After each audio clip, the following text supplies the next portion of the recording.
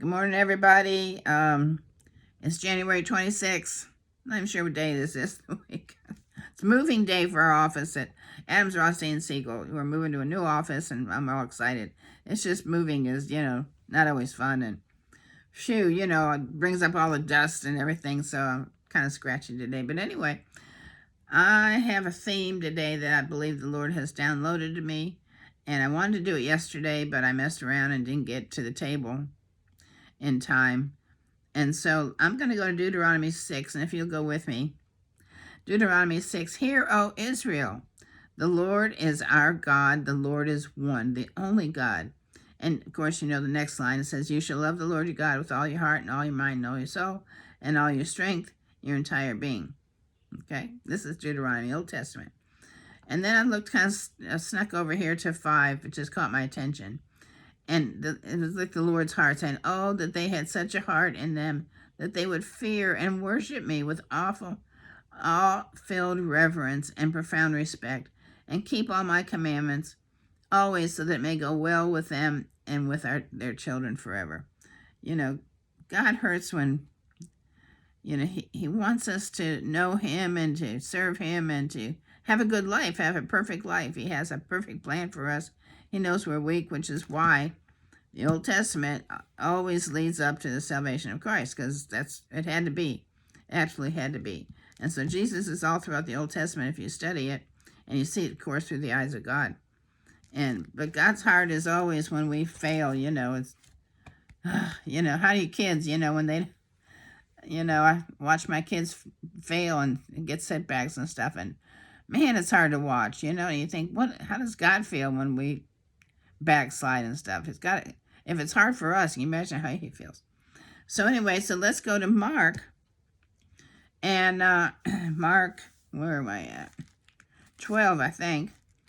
And again, in my Joyce Meyer Bible, and I'm in 12:29. Jesus, and he's in the temple, and he's talking to the priests and the Pharisees and Sadducees and stuff. Anyway, and they were just amazed. And how do you know so much, right? Anyway, Jesus answered the first, and are you ready? The first and most important one is, Hear, O Israel, the Lord our God is one Lord. And you know the rest of the story. And you shall love the Lord your God with all your heart, with all your mind, with all your soul, and with all your strength. And of course, in the New Testament, Jesus added, and your neighbor as yourself. Love your neighbor as yourself. So we all know that. But what I want to talk about is who is the one true God. And because there's so many gods out there, people believe so many things. And there's so many religions and stuff that don't believe. There's a lot of religions that are different from maybe where I go to church, but we all do believe in Jesus Christ as the Lord.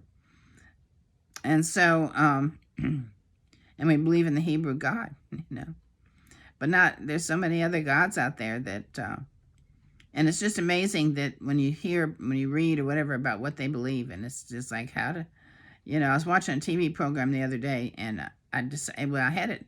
It was called Project Runway, and I had it recorded, and I unrecorded it after I saw the one episode I was watching, because this guy, he was making an outfit, and it's all about sewing, and I love to sew. So I love to watch this program. But they said, okay, you can pick whatever theme you want. Well, he was from Haiti, and he picked voodoo.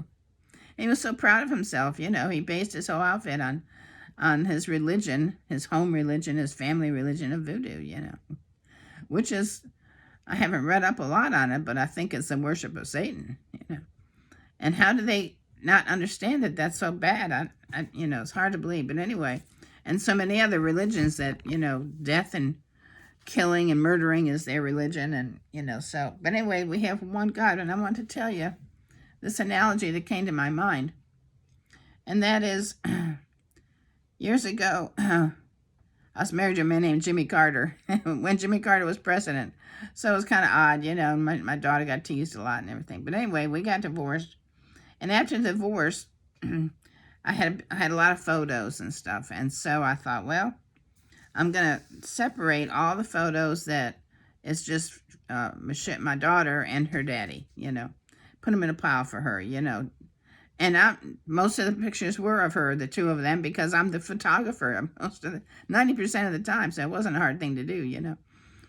And so she looked at the photo album, and for some weird reason, she said to herself, who's my mom? Who's my mother? Where's my mother? And who is she? And all this stuff. And she got this, it was just kind of crazy. And she started saying things and telling people, like, this is not my mother. And then she concocted this idea that her aunt, her Aunt Cindy, I had a little sister that passed away 2012, but she was just a ball of fire, just lively and fun and all this stuff, and my daughter and her got along real good, but they weren't real close, But anyway, for some reason, she decided that she was going to claim Cindy as her mom. So I'm trying to explain this to her, and I said, you're telling me, by you believing that Cindy's your mom, you're telling me that I got pregnant with Jimmy Carter, and or that Jimmy Carter got my sister. Here's how it goes: that my husband got my sister Cindy pregnant, right, with her, and then Cindy decided she didn't want the baby, and she gave it to me, and I married Jimmy. It's like, it just wouldn't make sense. And I was trying to get her to understand, because once you get something in your mind, she was young. Once you get something in your mind, and sometimes we do it even as, I don't care what age we are, and we think this is a truth, or even people tell us this is a truth, and we don't study it, and we don't think about it, and we just believe it as a truth, and that's where the deception comes in. So anyway, and so it really hurt my feelings, and I was trying to explain this to her, and so I got out her birth certificate, and I said, do you think the doctor just, erased Cindy's name and put my name on your birth certificate? I was just telling her, it doesn't make sense, how can you think this way? And so she got it, but I think about the people that, and I want to tell her, like, let me tell you, I went through hours of labor. I birthed you, I remember birthing you, I got stretch marks, and I remember the pain. And I remember them when they brought my baby to me, and I laid you on my chest, and then I brought you up, and I took care of you all these years, and even after your daddy left, on and on, I think about all the things I did for her, and how does she think? And so I wasn't mad, I was just confused. And so, but I thought of all the reasons why Cindy couldn't be her mother, And so then I think about what God thinks. What is he thinking when these people are looking at these other gods, like voodoo and worshiping Satan, and there's gods that the different ones. All the religions, then some of them are to kill the Jews, some of them are murdering spirits and stuff like that. And it's like, why would you think that's a good God? And none of them claim to be alive. None of them, they're all dead, Anyway, so it just didn't make sense. And so I see Jesus, saying to these people, let me show you my scars. It's like me. I'm like, I got scars. I remember when I birthed you, and Jesus, like, I knew you before you were even born. I've loved you from the beginning, I am your dad. And so, and I can just see his heart, because I remember I couldn't get mad at my daughter. She was just confused, and I understood that. And I think Jesus looks at us that way. He sees us as being confused, But what happens, and I thought about this too. I thought, if she continues on this way, and I pass on, she's not even going to accept the inheritance, because she's going to still think, she doesn't now, she's changed, understood, but I thought if she grows up and, keeps on with this thinking, then when I pass and she's going to look at what I have, and she's like, well, that wasn't my mother anyway, and she won't accept the inheritance, And Jesus, like, I want to give you the world. I want to give you my life. Here are my scars. Here, look at my hands. I went to the cross for you. I died for you, And so I lived for you. He did. He came, was born in a manger, as a baby and stuff. And so I just see him, as just wanting to plead. Of course, he doesn't. He's a gentleman, we have our own free will and all this stuff, but he's a good nudger. He nudges very well. But the other thing that I'm thinking of is, if we don't believe that he is God, not only do we lose, are we missing out on a great inheritance, all of our land. Some people just, and many of my family members, they accepted Christ at within hours of their death, it's like, and so I don't know what they received. I really don't, but I know they didn't have a good life with him. They didn't enjoy his life. They didn't enjoy his companionship, and and so I don't know what we don't know what heaven brings, but it's not. It's got to be different than the ones that have served him all their lives, and so, but also by my daughter not accepting me as her mother, she's not seeing my leadership either. And so the people that are not accepting Christ and the one true God, it's like they've got this false leader. They're going to this false God that doesn't care about them. Doesn't care. My sister, loved my daughter, but she wasn't her mother. She didn't have that mother instinct in her. She never had any children. And I love my sister, but she didn't have that mother instinct, And so, but God does. He has that. He's the Father, and he just loves you so much, and he wants to guide you along the way. But if you don't even think that that's your dad, you won't listen to what he has to say. You won't read what he's already written the book for you.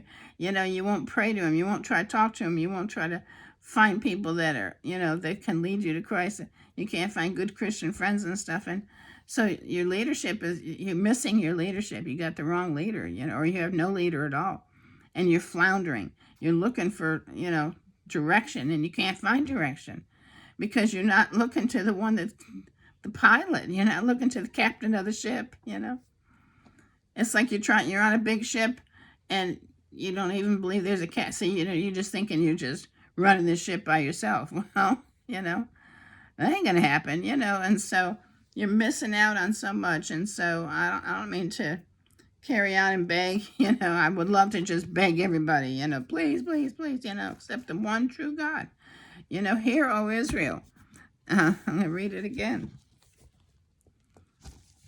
Jesus said the first and most important one is, hear, O Israel. This is the law. The Lord our God is one Lord. And so I can only just say so much other than the fact that, what does your photo album look like? When you look around and you see, Michelle looked at it and all she saw was a mom and herself. If all you see yourself and really no great leader, if all you see is yourself and you don't see your dad, you don't see your father, you don't see the great leader, the one who created you, who made you, who knew you before you were even born, then, there's, what have you got? What have you got? What have you got? Where's your direction? Where's your true north? Where's your north? What are you looking at for your north? What are you looking at? Are you just looking at yourself and trying to figure this whole world out? You can't. You can't do it. Don't miss out. Jesus is there for you, and he loves you so much. And I love you guys, but boy, I'm telling you, Jesus loves you so much more, and I'll see you later. Bye.